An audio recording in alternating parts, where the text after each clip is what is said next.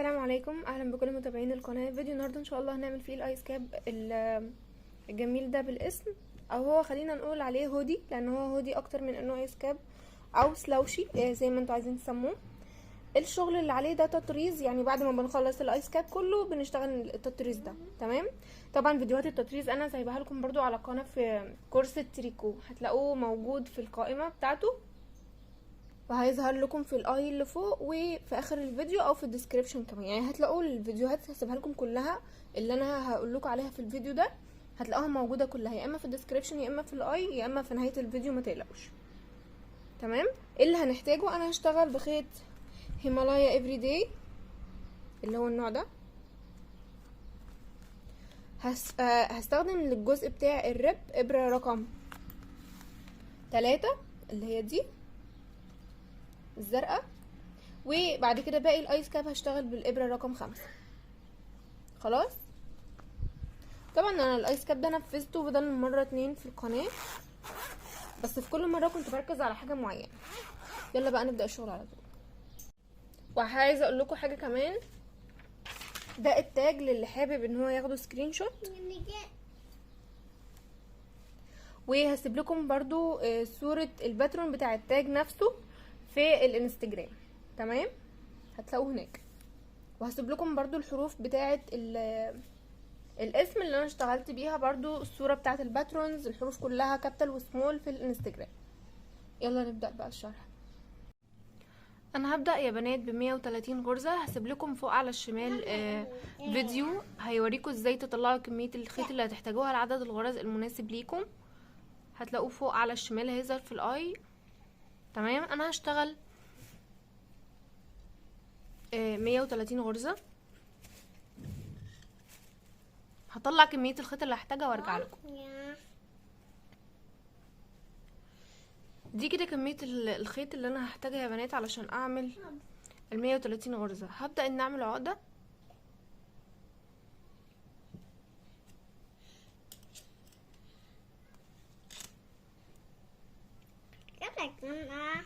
زي ما احنا متعودين. الخيط اللي هيطلع اللي انا محتاجاه في عدد الغرز بتاعتي هيكون لبره، والخيط اللي طالع من البكرة هيكون قدامي،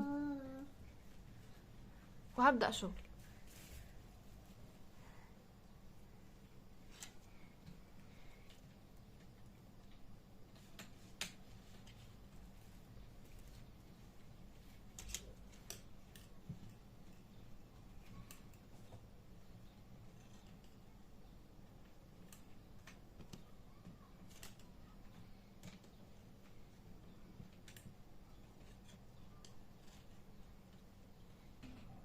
انا كده يا بنات خلاص خلصت سطر الكاستان او سطر البداية. بس بقى بالنسبة للبنات المبتدئات اللي هيشوفوا شغلي كان بسرعة، مثلا هوريكم سريعا البداية بتشتغل ازاي وبتمسكي الخيط ازاي. زي ما قلنا، الخيط اللي طالع من البكرة قدامي، وباقي الخيط الناحية اللي بره اللي هو هيطلع لي عدد الغرز المطلوب. بمسك بالثلاث صوابع وبوسع الخيوط بصوابعي دول، وبعدي تحت الخيط ده، وبروح اخد الخيط ده اهو، شايفينه؟ انا خدته على الابرة اهو، وبخرج من نفس المكان هنا وبسيب بصباعي، وبعد كده بشد. كده انا عملت حلقة، بس انا علشان خاطر الغرز بتاعتي خلاص مكتملة مش عايزاها فهفكها. طيب انا كده وريتها لكم سريعا عشان خاطر انا اشتغلت بس في البداية بسرعة. الحاجة التانية ان انا هسيب لكم كورس التريكو برضو في الاي اللي فوق، او في نهاية الفيديو، او في الديسكريبشن. تمام. انا الشغل بتاعي هيكون دائري، بس انا معايا خيط البداية طويل شويتين 3، فهقصه علشان خاطر ما يضايقنيش وانا شغالة. طيب ايه اللي احنا المفروض نراعي اول حاجة ان احنا عادين الغرز مظبوطة، ان الغرز معايا كلها مظبوطة ومفيش غرز ناقصة. بصوا شكل الغرز، هنفضل ماشيين كده نعدلهم على الابرة، الشغل بتاعي ما يكونش ملفوف. تمام. لو ملفوف هعدله.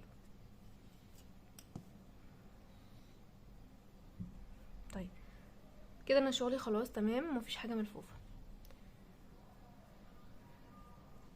هخلي الشغل بتاعي بقى على ايدي اليمين، انا بشتغل بايدي اليمين. دي الابره اللي طالع منها الخيوط اهي. همسك الخيط الطويل، الخيط القصير ماليش دعوه بيه، خلاص كده انا هنضف بيه في الاخر. هشتغل غرزه عدله، غرزه مقلوبه، او 2 عدله 2 مقلوبه اللي يريحك. هدخل كده كمان مره، نعمل فوكس. بصوا انا لفه الخيط على صباعي الصغير وحطاه على صباعي هنا من فوق. هدخل كده من جوه لبره في الغرزه، بعمل لفه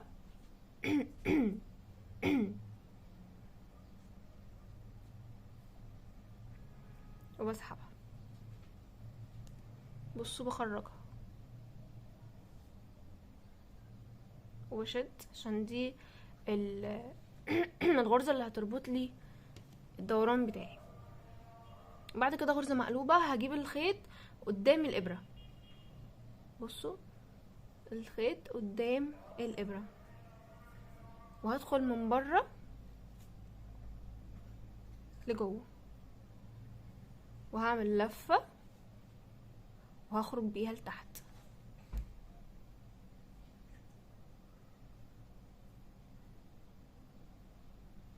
هعمل غرزه عدله، هرجع الخيط لورا وهدخل من جوه لبره واعمل لفه واسحب الخيط وانزل الحلقه. هتفضلي بالشكل ده لحد ما تخلصي السطر كله غرزه عدله غرزه مقلوبه. وكل ما الخيط يتلم معاكي هنا على الابره مكان ما بتشتغلي ترجعيه لورا شويه وتطلعي الخيط اللي على الابره الشمال عشان خاطر تشتغلي باريحيه، ما تحسيش ان الخيط مشدود معاكي. غرزه عدله غرزه مقلوبه. هتعملي السطر ده ولحد ما ترتفعي بعدد العرض اللي انت عايزاه. تمام. في حاجه انا هنا نسيتها، ان انا احط ماركر. مش مشكله، هحطه السطر الجاي مش مشكله، وهخلص السطر وهرجع له. وانا شغاله يا بنات اخد بالي كويس قوي ان الخط بتاعي منتظم، مش ملفوف على الابره ولا معوج ولا خيوط داخله في بعض. تمام كده انا اشتغلت اخر غرزه. طبعا انتوا شايفين في مسافه بس عشان ده البدايه مش اكتر. هحط دلوقتي الماركر.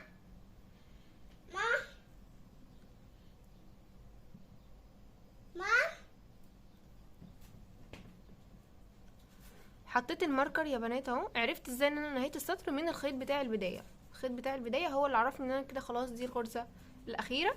وكمان هنا الغرزه العدله اللي احنا ابتدينا بيها اهي، ده شكلها. طيب دلوقتي هعمل ايه؟ هعيد، هنكرر خيط ورا، هنقعد نشتغل بالشكل ده لحد ما نرتفع بالعرض اللي احنا عايزينه.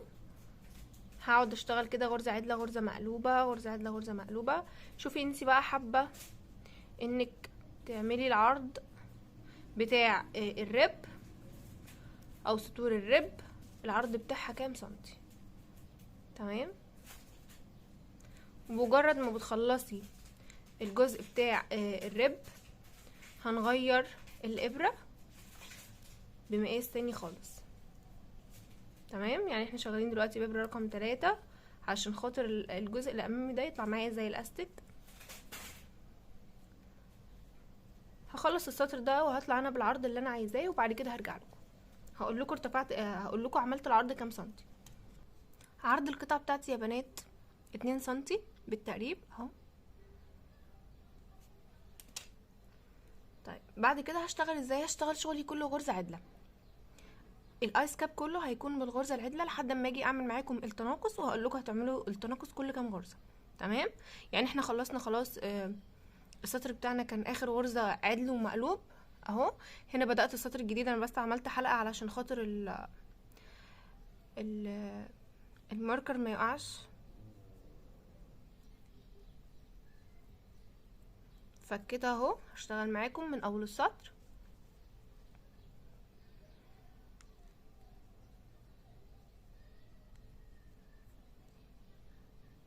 طبعا اللي جايه مقلوبه خلاص، احنا خلاص مش هنشتغل اي غرزه مقلوبه تاني، هنشتغل شغلنا كله غرز عادله.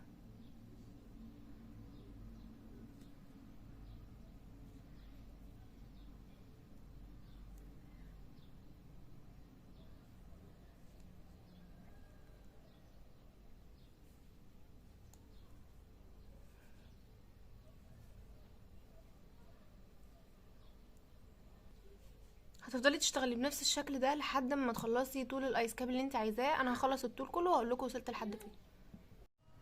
طيب دلوقتي يا بنات هشتغل في التناقص بتاعي. انا قسمت ال 130 غرزه على الخمسه، اداني 26، فهعمل تناقص كل 25 و 26 غرزه. يعني هشتغل عادي الغرزه رقم 25 و 26 هشتغلهم تناقص. تمام. تقدري تقسميها على الستة براحتك، يعني شوفي انت عايزه كام شكل، اللي هو الشكل اللي بيكون بيلم الايس كاب من فوق، اللي بيكون زي دورانات كده من ورا من فوق في الايس كاب، هوريها لكم في النهايه.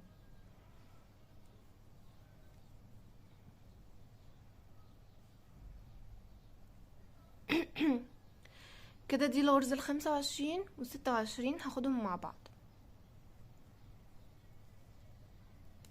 عملتهم تناقص تاني اهو. الغرزتين هاخدهم مع بعض، هشتغلهم كأنهم غرزة واحدة. هشتغل على نفس الطريقة لحد ما اخلص السطر كله.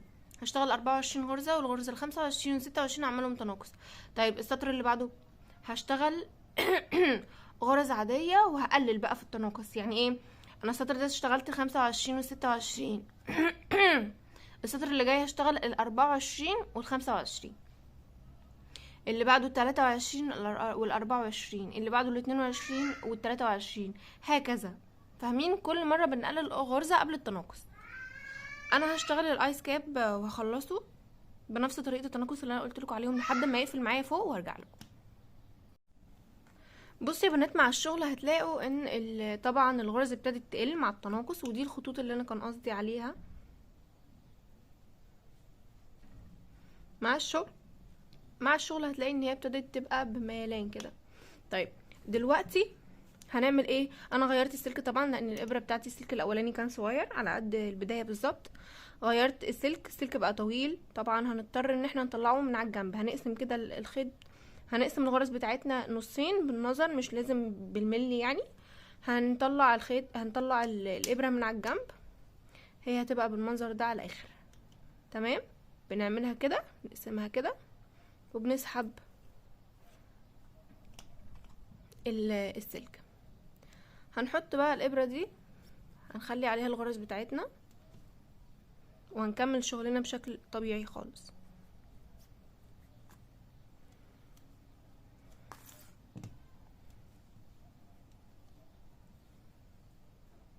هنطلع الابره دي شويه السلك من هنا اهو، وهتكملي شغل عادي.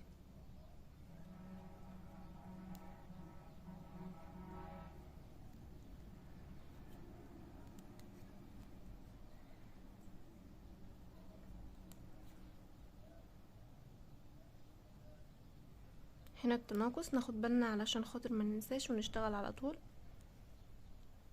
هشتغل كام سطر كمان لحد ما يبقاش فيه غرز كتيره مثلا، وهنقفل الايس كاب. بعد كده هنبدأ نطرز.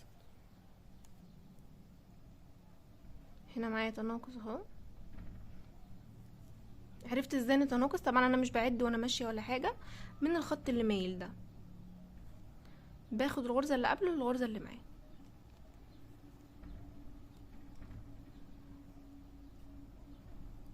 هكمل عشان مطولش عليكم وهرجع لكم في النهايه.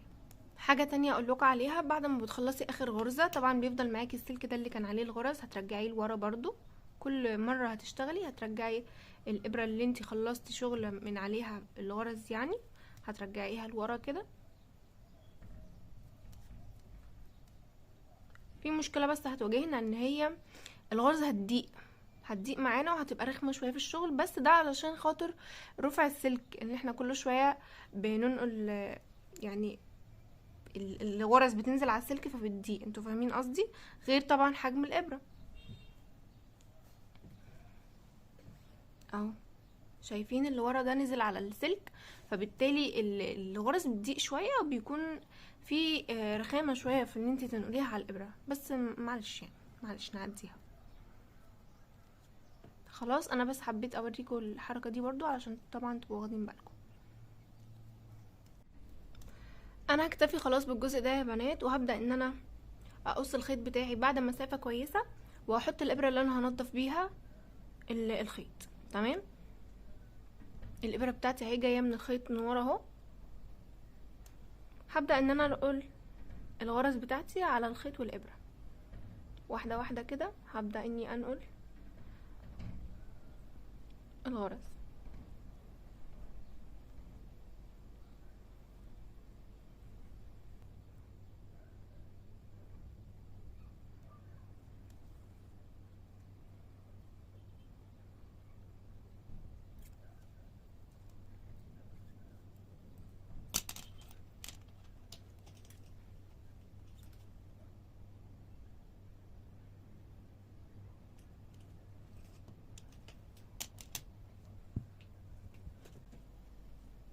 هعدي الابره بتاعتي تحت هنا كده واسحبها واقلب الايس كاب،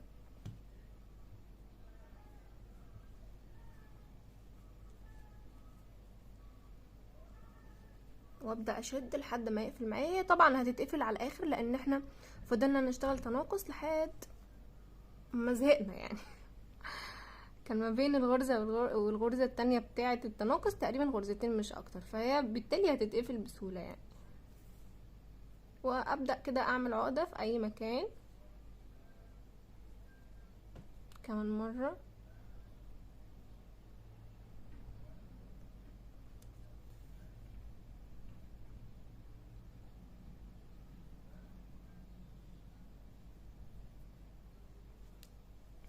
بعد كده هداري الخيط بتاعي في اي مكان من اماكن شكل النجمة اللي ظهرت لي دي، شايفينها؟ يعني في اي عمود فيهم هنمشي مثلا مع الخط ده كده.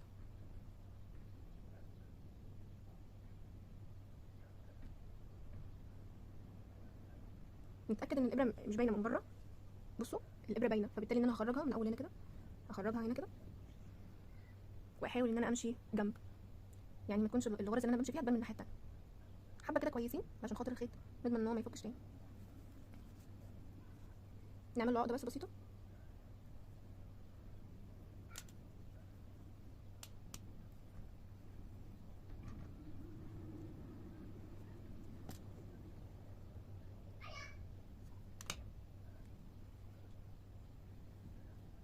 ده شكلها.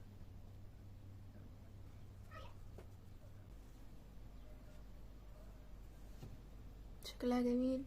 بصوا لما قسمنا على 5 اصبح معايا 5 بتلات للنجمة او للوردة. لو هتقسمي على 6 هتلاقي دول 6، لو هتقسمي على 7 هتلاقي دول 7، وهكذا. ده كان المقصد بس اللي انا عايزة افهمه لكم. دلوقتي بقى انا هبدأ تطريز وهسيب ده كده. ليه؟ علشان الجزء ده هيكون هو اللي في الظهر، يعني انا كده ده الوش بتاعي اللي انا هطرز عليه، بحيث ان الشغل بتاعك يكون بيرفكت ونضيف على الاخر يعني. ده شكل الايس كاب بعد ما خلصت التطريز عليه يا بنات، الاسم والتاج. دلوقتي هطرز معاكم اخر حاجه اللي هي النجمه اللي بتكون فوق. ده شكلها، هو ده الجزء اللي احنا هنطرزه.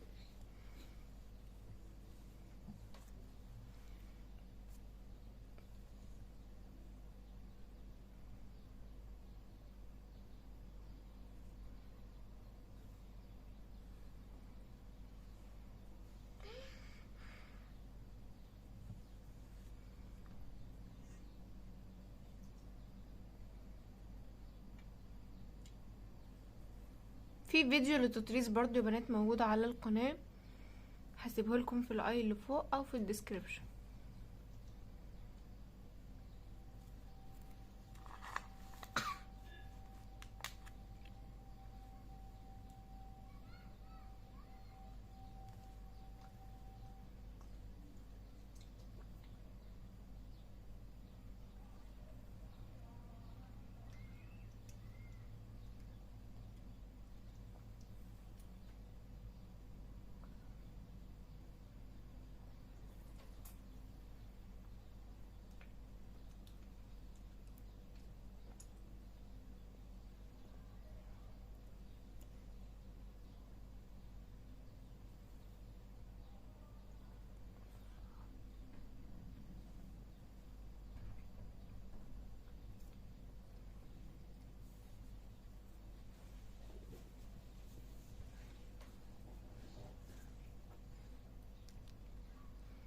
دي طريقة التطريز يا بنات.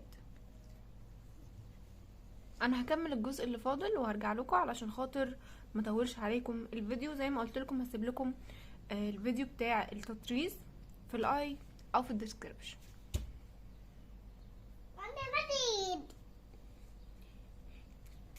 ده شكلها بعد ما خلصت.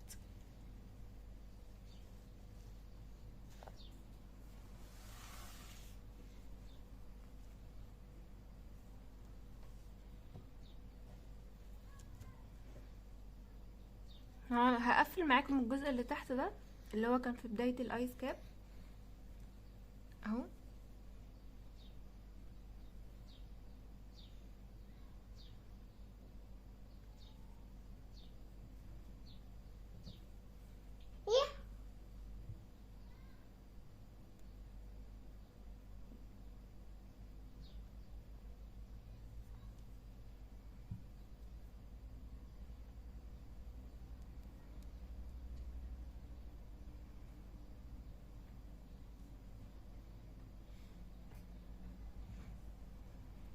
وهنعمل بعد كده عقدة بسيطة.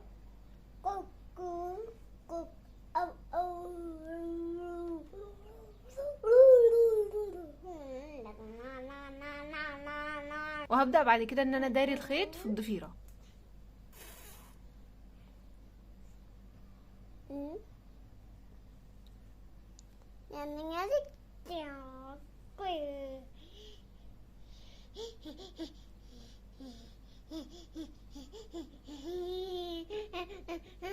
وبعد كده هقص الخيط ده يا بنات، انا خلاص مش محتاجاه.